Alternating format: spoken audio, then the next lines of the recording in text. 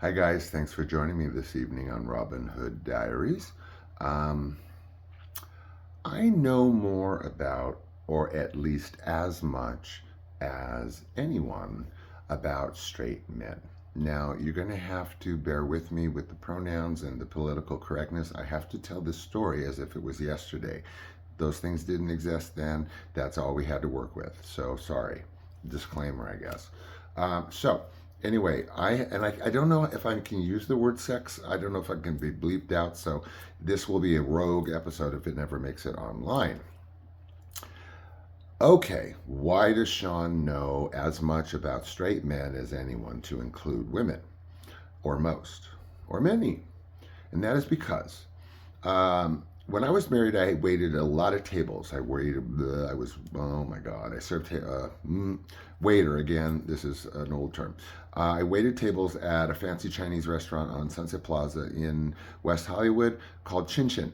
One of my regulars was Angelica Houston. She always ate at the counter. I served her. She was actually, God, much more attractive in person, breath taken away than I've ever seen her in a movie. Anyway, so I lasted there. Oh my God, craziness, real craziness. Backed off, still married, struggling. Moved to an Italian restaurant. That didn't work out. So got married, got divorced, two lovers, dropping dead in my arms and whatever. So I was waiting tables and then I was left with that. I still did commercial television. That was the only thing I held on to forever, from the beginning to the end. Commercials, that's the only thing I could hold on to. So I swung sort of, a little bit around there, and Johnny passed after Tim, and I was left, okay, now what the F do I do to make a living? I had worked as a precision driver. I had done commercial stuff, to like offset the talent work, actor in the commercial work. That nothing was working out. So I'm left like, I can't pay my rent. So I look in the back of the, I don't know, whatever, wherever I looked, somewhere nefarious, and there was an ad for a phone sex operator, for a female phone sex operator. So I show up to the, I became office manager, long story, but I showed up to the current, and who was the hirer, on the spot. And I went in blind on this thing. And I sat down, blah, blah, blah, do a girl's voice. What? Okay. Now, I used to be able to do this bad Donald Duck, thing when I was a kid, where you, as you know, lift your kind of voice into a weird register. So I don't know. On the spot, talk like a girl. So she gave me like something to read. And I'm not going to do the voice for you. No one's ever heard the voice except for my clients for that nearly 2 years. I did the voice out of nowhere. I have no idea where this voice came from. She's like, oh, great. Show up on Monday. Okay. I followed them through two locations, from the valley all the way to Marina Del Rey, for nearly 2 years. This is how I put food in my mouth before I worked as a social worker. Interesting side note: what job did Michael Logan, God forbid, what job did Sean have when he was hired as a social worker level, community social worker, whatever, level 2 at the county? He was a phone sex operator. Okay, so here's how it started. So I passed the interview, right? Show up on Monday. So I'm supposed to just suddenly start talking like a girl. And I'm base level operator. I made my way to verifier and then office manager, manager supervisor of the call center, the boiler room. My girls, please don't be offended. Anyway, so I start and I'm clocking them, man. I've got like my paper in front of me. I'm drawing out Angela was my name, by the way. I was biracial Italian. So, whatever. I was very curvy. I had long curly hair. Everyone wants to know what you look like. Again, I will remind you through a thread of this story, as quick as I can make this darn thing, that I'm just have to race through my clients and whatever happened. Okay, so I'm working baseline operator. I'm clocking 20s. 20 minutes with the FCC. You were not allowed to spend more than 40 minutes within a 24-hour period. So we would clock at 20, which is all that they would allow per conversation, 20 minutes. You were allowed two 20s within 24 hours. We tracked the number. We would recognize the voice. There was a verifier who was my second job there, which you listen to all the calls at the same time. You bounce around, make sure all the girls are not, breaking FCC regulations. I'll tell you why. So anyway, you need to clock 20s. You cut them off at 20 minutes, cut them off at 20 minutes, and then you're not allowed to call for another 24 hours. I developed lots of regulars, the good folks, I was gonna say the good girls, clock 20s. That's your goal, clock 20s. 20 minute, don't lose them. Don't lose them after 3 minutes. They get, I gotta say horny, guys, too. I don't know how else to put it. You have to hold them on, right? You have to hold these lovely cis males. So goals clock 20, clocking a lot of 20, me and my friend Stacy. And so I become verifier. There's about 8 of us in the room. Here I am talking like Angela in like board shorts, combat boots, and a tank top with I work graveyard exclusively until I started working triple shifts, but I work graveyard. Gentlemen, I hope you were not a cis male, between 1990 and 1992, because if you did, you answer one of those ads. Okay, we didn't have online back then. We had ads in papers, the back, the naughty classified where all of the blank workers were. And they give you pages, sometimes entire pages of here's the Asian girls in tight skirts, or here's the school teachers, or whatever, and you're calling different numbers. All those numbers funnel into my center. So we got to guess what y'all ad you're following about, Asian school teachers or whatever. We got to pick that up right away, right? Because we don't know what of the 100 lines is coming in. So you got to clock 20s. So I became very, very good at this. Me and Stacy were like, and I became verifier. Verifier means I sit down and I have to listen to everybody's call in a round robin, switching back, forth, and around just to get tastes of, number one, that the girls are not breaking the rules, and I'll tell you what those are, and that the men aren't, being abusive or, breaking the rules too. 3 types of lines, again, pre-online. Google old like 976 numbers, okay, then you'll know what I'm talking about. So there's 3 lines. One was regular 976, the cheapest one, like $1.99 a minute or $2.99 a minute. Then there was the second tier 976 lines. They were based on a higher price per minute. Those lines you could, the 976 cheap lines, you could not talk sex, okay? You just couldn't. If they started going there, you had to change the subject. This is going to go way over you guys, but if you want to know about phone sex, then I'll tell you, especially me. Okay, so they can't on that cheap 976 line. They can't. You have to redirect the conversation constantly. You can't even acknowledge like, oh, my such and such, my shoes are off. Tee-hee-hee, anyway, I drive a Honda, whatever. You just can't go. Those are very hard 20s to pull. But if you know how to do it, if you understand straight men who might be horny, then you pull them. So those were harder. Anyway, then you pay for the more expensive ones. Well, actually, they're all hard. So the second tier 976 lines were, you could only talk sex if they brought it up. So, in other words, if they're like, tee-hee-hee, tell me, you can't go there. But if they say, I would really like to, then it's open season. Don't ask me why. They're paying more. I don't know. So, anyway, there's those. So those are the ones. You let them start and then you roll with it. Then there was a third line, which is credit card lines. Credit card lines could be absolutely verified that you were over 18 and boom, boom, boom, anything you want. Those were like, good God, $6 a minute. Those were very hard 20s to pull. In fact, it was impossible to pull those 20s because they're paying so much money. They are calling you when they are, let's say, on the cliff of being pleasurable, and then they fall off the cliff too soon and you don't clock a 20. Get it? Okay, so you're pulling all these different lines. You can't talk, whatever, you're pulling a full shift. So then I make it up from verifier, naughty girl, don't do that, cut them off, change the subject. All I had to do was lean over and be like, Veronica, please. So then they make me verified supervisor, manager, whatever the hell. You know, big fish in a small pond, right? But I was loving this. My God, you guys, I swear, I don't want to admit it, but this was one of my favorite jobs I've ever had. And as an actor, it was friggin' fascinating. I'm not kidding you. To watch this, or I should say, watch this scenario, be a part of it, live and breathe it for nearly 2 years, round the clock. Because, like I said, when I became supervisor, I could pull doubles in a minute. 16-hour shifts was legal. They would also give us triple shifts, which is not legal.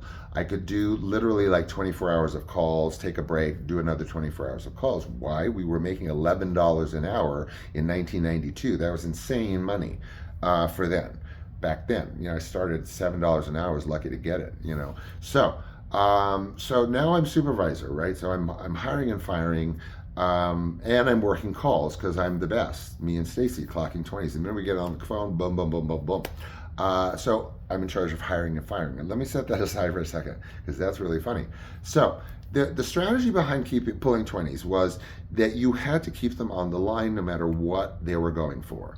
And believe it or not, the less sex you talked, the longer you could stretch the call out because you need to work around. This is why I learned more, not only about straight men, particularly horny straight men, but just carrying conversation for one, and number two, understanding the cis male mind and how it works when it is aroused, let's say, or not.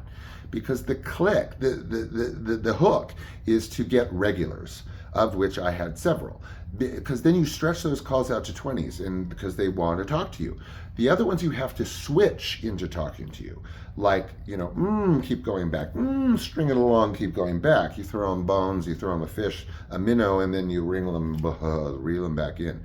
Oh my God, I'm telling you, if a guy or whoever, or if I saw it on film and somebody's talking dirty to somebody, least of all me, you're a verbal, as they say, oh my God, I would bust out laughing, only because I did this for nearly 2 years to put food in my mouth. So don't be verbal with me.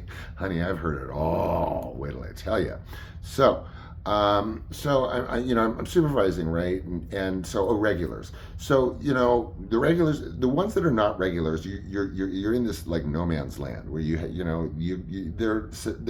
they're susceptible to being manipulated into stretching that call out by you switch it to a very personal area, an intimate note. What is their life like? Do they have a girlfriend? Why not? What are their insecurities and vulnerabilities, etc.? Get a load, guys. Then those become 20s that you clock, and then they become regulars. So the goal was not to talk sex. The goal was not to not, you know what I mean, was to not. Because then you develop a relationship with the caller. They feel safe. They think they're going to be there forever. Suddenly they think they're going to be on the phone for an hour. They get so lost in the conversation. I hate to sound mercenary, guys, but hey, I had to make a living, and y'all were calling because there was no internet. This is the only way to off-get a-fay. Anyway, so those are the strategies for the ones that are borderline. Oh God, I'm so sorry, you guys. Then there was a trick, like if you were losing them, even they were like friendly. Then you come up with strategies, like if you're close to your 20, at 17 minutes in, suddenly your roommate shows up, or suddenly your cousin Valerie is driving in the garage, or so-and-so gets out of the bath, or whatever. And then it's like, I got another 4 minutes. I can stretch this out to, she's gonna knock on the door. We're all both in our nightgowns, whatever. And then 20 minutes, you're done. So that was one of the tricks to stretch out. Oh my God, I can't believe I'm telling you this. So the goal, whatever, was to get regulars, of which I had many. We were given a P.O. box that we could give them if they were so compelled to send us things. All the things got thrown out, of course. I think I got a teddy bear once, and I had plane tickets to meet the guy, which of course I did not get. He lost his tickets, and no money. We couldn't get that. If it was a teddy bear or whatever. But anyway, we had to be able to give him a P.O. box. Why these poor guys? I have no idea. I didn't need a P.O. box, okay? I had people in El Segundo, the guys wanting to marry me. I know you guys. And we were allowed to send them pictures. we gave them to the P.O. box and they sent them, I don't know, whatever. But I was in the habit of giving pictures. So I'd get random, like, family photos. No one family, but just snip, snip, snip, snip of friends. And I would just send them that, like, okay, that's what I look like. But I had to be close to what Angela looked like. And, you know, oh my God, what is that, a curvy Josephine Baker? Not, you know, where am I going to find that? Anyway, I we won't go there. So many places not to go. Oh my goodness, we're at 15 minutes. I'm trying. So, hiring and firing. So I'm at supervisor level. I'm not only working calls, pulling 20, staying on top of my staff, but I have to hire and fire, which means if you can't pull a 20, you know, within the first night, you're gone. So there was no a revolving door, but there was always like an open position, open seat that I had to refill. And if I was lucky, I'd land somebody. If not, out, out, out. So this is your trial by fire. You're thrown into the call center and say, basically talk this, you can't do this, and this, here's the receiver. So there was also a gay line. Again, sorry for whatever. 2 gay lines. So there's 650 million girl lines, you know, teachers in school, whatever, in, you know, I don't know, whatever, Eastern Bloc teachers, whatever, in school, I don't know, nurses. So there was 2 gay lines. So every once in a great while we had to answer a guy who wanted to talk to a guy, but I was the only guy. So my staff had to also know how to talk as a guy, just as much as I had to learn to talk as a girl, which made me a better actor, which actually contributed to me significantly being able to carry a conversation. I am not kidding you guys. I am not kidding you. I learned to have basically how to expertly carry a conversation by doing phone sex for nearly 2 years. So, funniest moment of my life. One of the funniest, don't ask me why, but me and the staff, this poor new girl, I'm so sorry, we hired. Again, you know, it's trial by fire within 24 hours. So she joins, she gets on board, poor thing. And oh my God, just her luck. The gay line rings and we have no one to answer it. So I had to tell her, answer the gay line. She's just like, you know, been hit by a car, you know, like dumbstruck. I'm like, just call, you already have kind of the voice or whatever, which she didn't. Well, and just talk like a guy. Oh my God, the staff, like half of them, you could hear a pin drop. Like, what is this going to sound like? The poor girl got on the phone and yabba yabba yabba about some gay guy, and she's like, well, what's your name? She looks around, she goes, Guy, you know, like, I'm a guy. And he's like, okay, Guy. Oh my God, failed miserably. Poor thing. I crawled under my desk. I was laughing so hard. I feel so bad. And a couple of my other staff were. Anyway, I was very gentle with her. I let her know why that's not going to work out.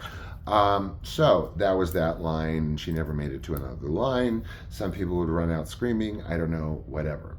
I had regulars, real quick, okay? I know you're going to hear about that. I had regulars. One gentleman was Chocolate Thunder. That's what he wanted me to call him. Very steady regular. You can only imagine from Chocolate Thunder.